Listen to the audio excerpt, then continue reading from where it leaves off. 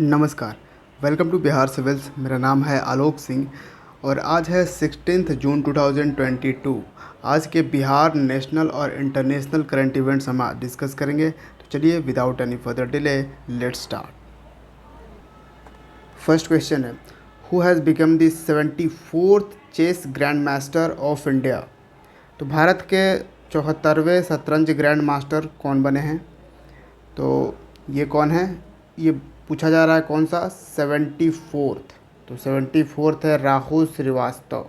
Option C is the correct answer.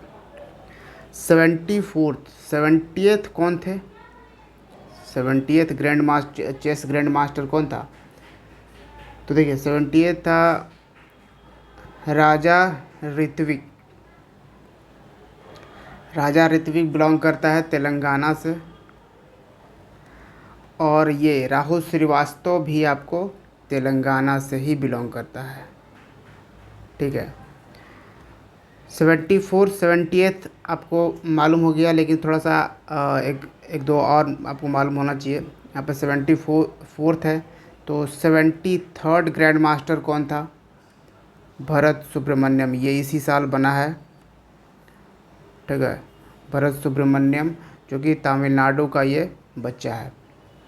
72nd second grand master कौन रहा?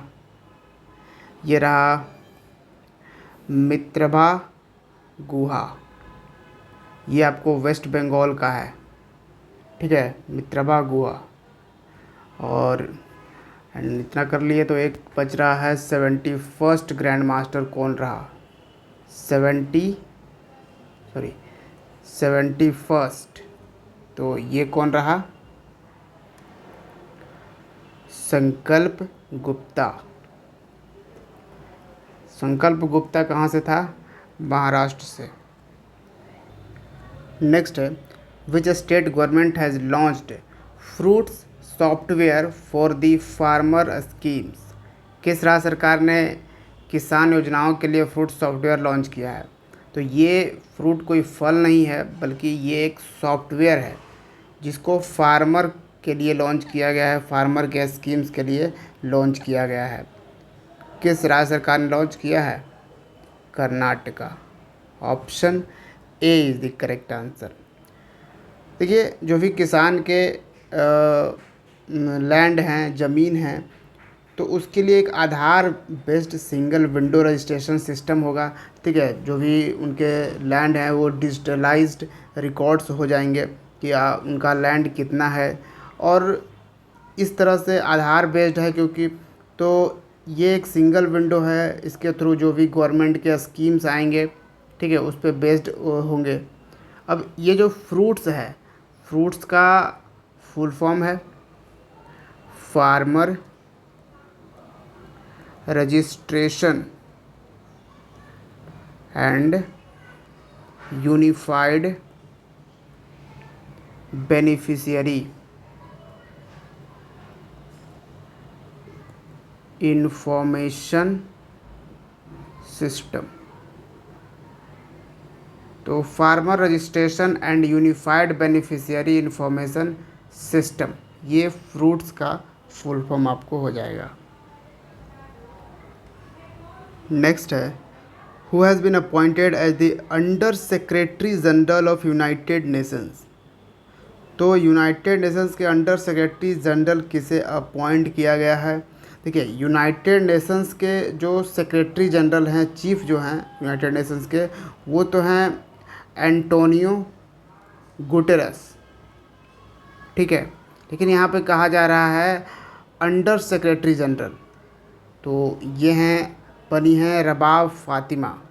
Option C is the correct answer. Rabab Fatima belong करती हैं बांग्लादेश से। ठीक है, और इन्होंने किसको रिप्लेस किया? तो कॉटने रॉटरे ये बिलोंग करते हैं जमाइका से। ये इसके पहले अंडर सेक्रेटरी जनरल थे यूनाइटेड नेशंस के। और यूनाइटेड नेशंस जहाँ पे 15 मेंबर्स होते हैं, जहाँ पे 5 तो परमानेंट और 10 नॉन परमानेंट। अब नॉन परमानेंट मेंबर में फ़िलहाल इंडिया शामिल है, लेकिन ये 2022 तक का ही रहेगा। रिसेंटली यूनाइटेड नेशंस ने इंडिया का रेजोल्यूशन एक्सेप्ट किया है, किस चीज़ का, कि हिंदी, ठीक है, हिंदी, उर्दू और बंगाली को एक्सेप्ट किया गया है, लैंग्वेज को एक्सेप्ट किया गया है। यानी कि यूनाइटेड नेशंस के जो नोटिफिकेशंस आएंगे अब इस लैंग्वेज में भी डिस्प्ले किए जाएंगे। सॉरी, एक्चुअली यूनाइटेड नेशंस से सिक्योरिटी काउंसिल का हमने बताया, जो 15 मेंबर हैं, 5 परमानेंट और 10 नॉन परमानेंट। तो ये यूनाइटेड नेशंस के जो 6 प्रिंसिपल ऑर्गन्स हैं उनमें से एक है UNSC, United Nations security council, ठीक है। उसके ये 15 मेंबर हैं। यूनाइटेड नेशंस के तो 193 कंट्रीज़ मेंबर हैं। कितने? 193 कंट्रीज़ मेंबर हैं और 2 ऑब्जर्वर हैं, ठीक है। ये चीज़ें थोड़ा सा डिफ्रेंशिएट कीजिएगा, थोड़ा सा मिस हो गया था। Which central ministry has recently launched green open access rules? तो ग्रीन ओपन एक्सेस रूल्स किस केंद्रीय मंत्रालय ने लॉन्च किया है? तो इसको लॉन्च किया गया है, ग्रीन से आप थोड़ा सा समझ सकते हैं, इसको लॉन्च किया है पावर मिनिस्ट्री ने, ठीक है। Option C is the correct answer. And power and renewable energy minister कौन है प्रेजेंट में? आर.के. सिंह। और आपको मालूम होना चाहिए आर.के. सिंह जो हैं, इनकी कॉन्स्टिट्यूएंसी कहाँ पे है, ठीक है। ऑब्वियसली अगर ये मिनिस्टर हैं तो ये एमपी तो होंगे ना, ठीक है, मेंबर ऑफ पार्लियामेंट, और ये कहीं से जीते होंगे किसी कॉन्स्टिट्यूएंसी से। तो ये इनकी कॉन्स्टिट्यूएंसी आपको बिहार के भोजपुर ज़िले में आरा मिलेगा, इस, ठीक है। आरा इनकी कॉन्स्टिट्यूएंसी है आर.के. सिंह की, तो ये याद रखिएगा। और ये जो ग्रीन ओपन एक्सेस रूल्स है, बेसिकली अफोर्डेबल, रिलायबल और सस्टेनेबल ग्रीन एनर्जी सभी के लिए इंश्योर करने के लिए ये किया गया था कि जो कंज्यूमर्स हैं वो ग्रीन पावर डिमांड कर सके, जो भी पावर डिस्ट्रीब्यूशन कंपनीज़ है। अब मैं बार बार यूज़ कर रहा हूँ ग्रीन एनर्जी, ग्रीन पावर क्या है? ग्रीन आप समझ रहे हो, ग्रीन पावर वो पावर है जिसको हम रिन्यू कर सकते हैं, रिन्यूएबल एनर्जी, और एक तरह से इन्वायरमेंट सस्टेनेबल एनर्जी भी होना चाहिए, ठीक है, जिससे कि इन्वायरमेंट को इससे नुकसान ना पहुँचे, ठीक है। जैसे अब सोलर एनर्जी है, ठीक है, विंड एनर्जी है, ये सब एनर्जी क्या है? सब रिन्यूएबल एनर्जी है, इसको बार बार रिन्यू कर सकते हैं। लेकिन अब एक कोल हो गया, नॉन रिन्यूएबल एनर्जी है, ठीक है। नेक्स्ट क्वेश्चन है, central government has launched Agnipath scheme for the youth of which age group? केंद्र सरकार ने किस आयु वर्ग के युवाओं के लिए अग्निपथ योजना शुरू की है? बेसिकली अग्निपथ जो स्कीम लाई गई है, सरकार ने रिसेंटली लॉन्च करी है, इसके थ्रू आपको एलिजिबिलिटी पूछ रहा है कि क्या एज होना चाहिए, ठीक है। तो इसमें होना चाहिए 17.5 साल से 21 साल, ठीक है। 17.5 साल से 21 साल में उनको ये जॉब मिलेगा आर्म्ड फोर्सेस में।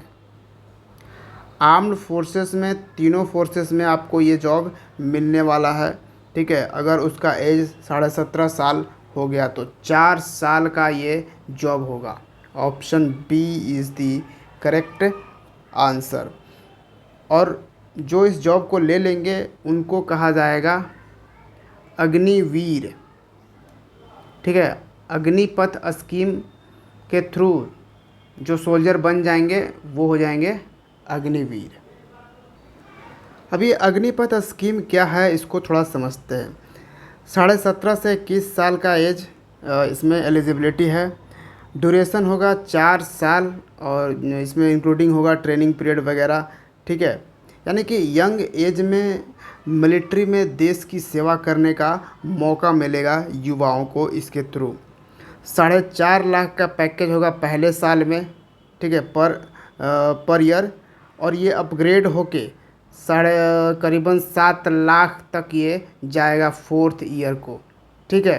यानी ऐसा था है कि करीबन फर्स्ट ईयर में 30 हज़ार की सैलरी मिलेगी। थोड़ा दूसरे साल में थोड़ा बढ़ जाएगी, 33 हो जाएगी, फिर ऐसे ही 36 हो जाएगी, और फिर यानी कि चौथा साल 40 हज़ार पर मंथ की सैलरी रहेगी, ठीक है। और उसमें से कुछ जो है, अब इसमें एक सेवानिधि पैकेज भी लाया गया है, जिसके थ्रू क्या होगा कि कुछ सोल्जर्स अपने पैसे उसमें मिलाएंगे और कुछ गवर्नमेंट मिलाएगी। और जब 4 साल ये पूरा हो जाएगा तब गवर्नमेंट जो है करीबन 11 लाख रुपए, ये तो सैलरी उन्हें जो मिलेगी सो मिलेगी। फिर जब 21 साल जब हो जाएगा, 21 साल जब इनका टर्म ख़त्म हो जाएगा अग्निपथ स्कीम के थ्रू, तब फिर 11 लाख रुपए उन्हें दिया जाएगा, ठीक है।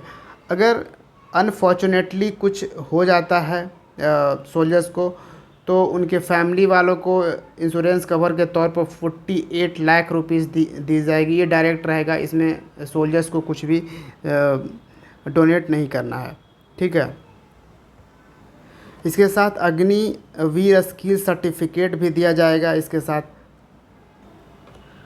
और वही 4 साल का ये टर्म्स होगा। अग्निवीर के मेडिकल एलिजिबिलिटी रहेगा। बेसिकली जो भी आर्मी के वेबसाइट है वहाँ पे जाकर डायरेक्ट अप्लाई करना है, मेडिकली फ़िट जो होगा, क्योंकि एग्ज़ाम के बारे में कहीं पे लिखा नहीं है तो एग्ज़ाम लिया जाएगा नहीं, डायरेक्ट रिक्रूट किया जाएगा, ठीक है। तो जो मेडिकली फ़िट होंगे उनको यहाँ पे लिया जाएगा 17.5 साल से 21 साल के बीच में। अब सोचिए, मैं समझता हूँ बहुत ही बेहतर, बहुत ही उम्दा स्कीम है ये सरकार द्वारा, क्योंकि अब देखिए जो बच्चा 17-18 साल में बस आज के टाइम में गेम्स, वीडियो गेम्स, ये गेम्स वो गेम्स खेल के झूठ मूठ का अपना आँख वाँख सब बर्बाद कर रहा है, टाइम वाइम सब बर्बाद कर रहा है, उसे देश की सेवा करने का मौका मिलेगा उस एज में। और ये सोचिए कि 4 साल जब वो स्पेंड कर लेगा मिलिट्री ट्रेनिंग में, कितना डिसिप्लिन्ड बच्चा वो हो जाएगा। जब वो 21 साल के बाद आएगा, उसके पास अभी भी बहुत सारी अपॉर्चुनिटी है। उसके बाद अगर वो इस स्कीम के थ्रू ही है, अगर वो इस जॉब के बाद फिर कोई बिज़नेस वगैरह ओपन करता है तो उसके लिए वो उसे लोन वगैरह लेने में काफ़ी आसानी हो जाएगी, लोन काफ़ी आसानी से वो ले सकता है। तो सोचिए, मतलब पूरा एज अभी बचा ही रहेगा उसको और भी कुछ चीज़ें अचीवमेंट करने के लिए। इसके बाद वो चाहे तो यूपीएससी की प्रिपरेशन कर सकता है, यूपीएससी तैयारी कर सकता है, कोई किसी भी एग्ज़ाम की तैयारी करके आगे बढ़ सकता है। या फिर इसमें ऐसा भी है कि अगर बहुत ही अच्छा परफॉर्मेंस रहा जिसका, और वहाँ के जो भी कमांडेंट हैं उनको लगा कि नहीं ये बच्चा बढ़िया है, तो वो परमानेंट जॉब भी उसको वहाँ से मिल सकता है। तो ये एक बहुत ही इम्पोर्टेंट है अपने आप में, ठीक है। और एक चीज़ और है, किसी को कंपलसरी नहीं है। बहुत सारे कंट्रीज़ में क्या होता है कि ज़बरदस्ती आपको मिलिट्री में शामिल होना ही, अगर आप फिट हैं, मेडिकली फ़िट हैं, तो आपको मिलिट्री में शामिल वो कराएगा ही, मिलिट्री ट्रेनिंग देगा ही, ठीक है। यहाँ पे एक वर्ड आता है कॉन्स्क्रिप्शन, ठीक है।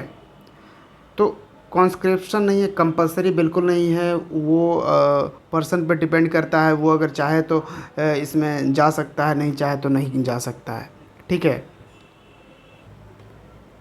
नेक्स्ट है international albinism awareness day is observed annually on which of the following date. अंतर्राष्ट्रीय एल्बिनिज्म जागरूकता दिवस प्रतिवर्ष कब मनाया जाता है? क्या है albinism?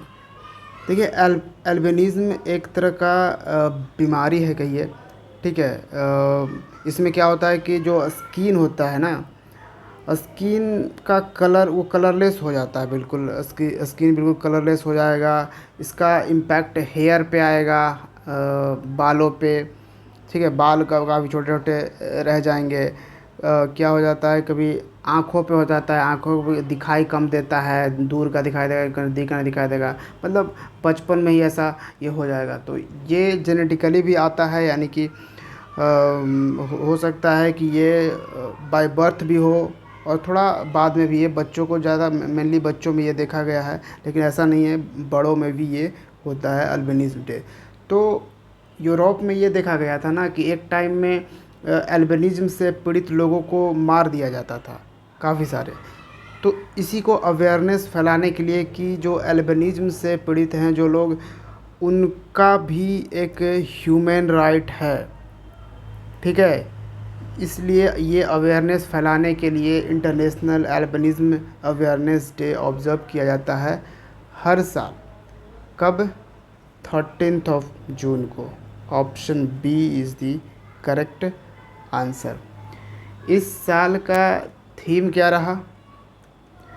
United in making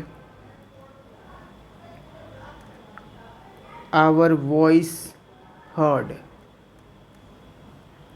United in making our voice heard, ठीक है, ये इस बार का थीम रहा, तो इसको भी याद रखना है। नेक्स्ट है, what is the name of India's first ever banking metaverse launched by किया dot AI।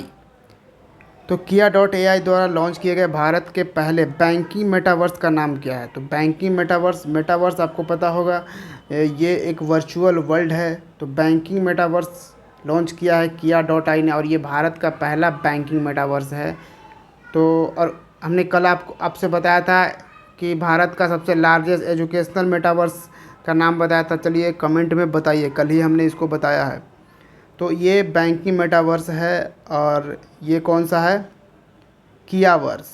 Option D is the correct answer. Next है, which state has topped the medal tally of Khelo India youth game 2021।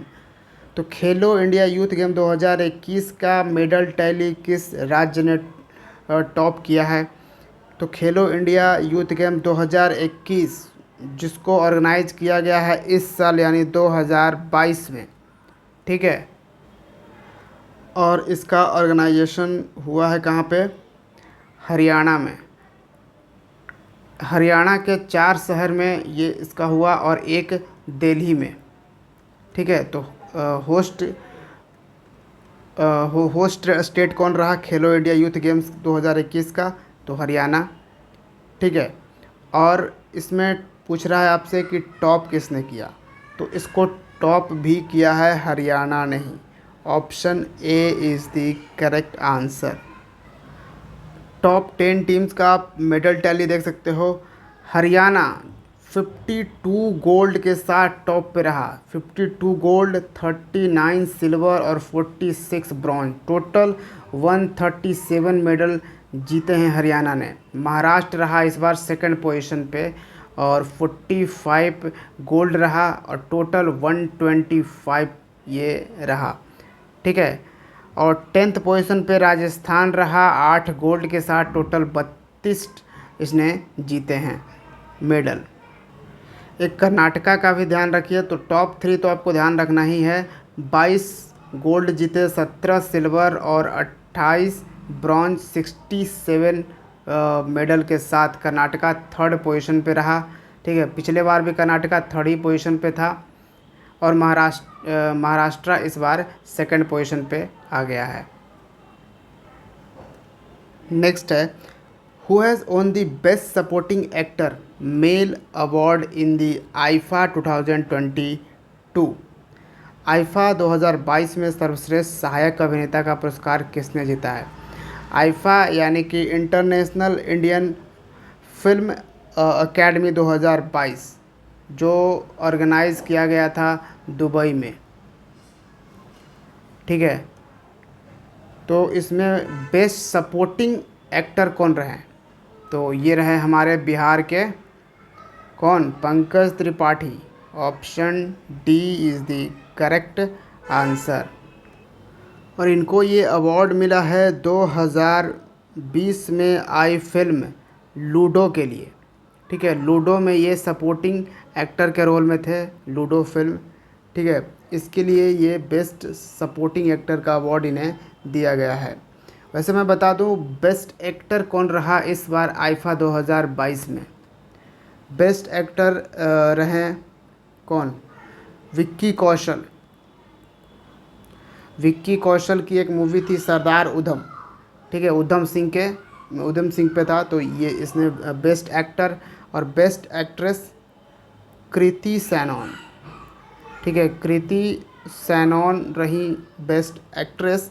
ये किस movie के लिए? मिमी। और मिमी movie में पंकज त्रिपाठी भी थे, ठीक है। अगर इस मूवी के लिए अगर सेकंड सपोर्टिंग रोल मिलता तो इन्हें ही मिलता। तो कृति सैनन और ये थे। और पंकज त्रिपाठी बिहार के कहाँ से बिलोंग करते हैं? सिवान से।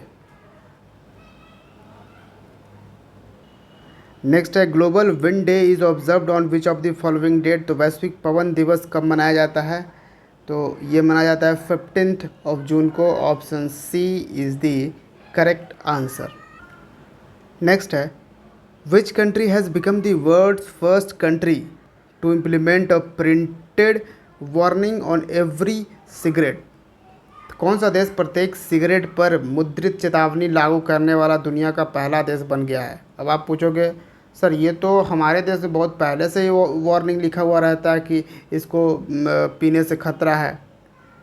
जी नहीं, यहाँ पे थोड़ा सा ध्यान दीजिएगा। ऑन सिगरेट यहाँ पे बोल रहा है। यहाँ पे क्या लिखा रहता है? यहाँ पे सिगरेट के पैकेट पे वो लिखा रहता है, ठीक है, इंजूरियस टू हेल्थ। लेकिन यहाँ पे क्या है, जो भी सिगरेट होगा, ठीक है, इसी सिगरेट पे ही लिखा रहेगा वार्निंग। और ऐसा करने वाला पहला देश हो गया है Canada. Option D is the correct answer. हालांकि कैसे भी लिखो फ़र्क तो जो इस्तेमाल करने वालों को फ़र्क पड़ना है नहीं, ठीक है। नेक्स्ट एंड आज का आखिरी सवाल, who has been given additional charge as the CEO of Prasar Bharati. तो प्रसार भारती के CEO के रूप में किसे अतिरिक्त प्रभार दिया गया है? मैं बता दूं, भारत का सरकारी ब्रॉडकास्टर कौन है? प्रसार भारती। सरकारी ब्रॉडकास्टर है प्रसार भारती। प्रसार भारती एक तरह से पेरेंट कंपनी आप समझ सकते हो दूरदर्शन का।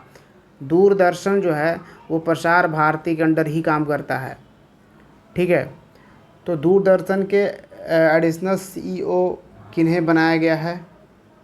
मयंक कुमार अग्रवाल को। Option B is the correct answer. In fact Mayank Kumar Agarwal जो हैं वो दूरदर्शन के डायरेक्टर भी हैं। इन्हें देखिए यहाँ पे ये डायरेक्टर ऑलरेडी हैं और इन्हें एडिशनल चार्ज यहाँ पे दिया गया है। यहाँ पे आप नोटिस करिएगा, ठीक है। अच्छा, इन्होंने एज ये CEO प्रसार भारती बन चुके हैं। किसको इन्होंने रिप्लेस किया? तो शशि शेखर